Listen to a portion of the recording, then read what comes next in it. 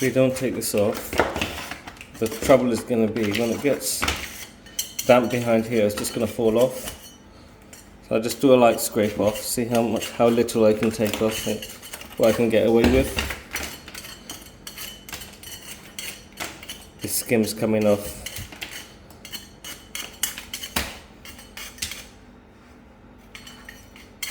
I'll probably stop around just up to midway here.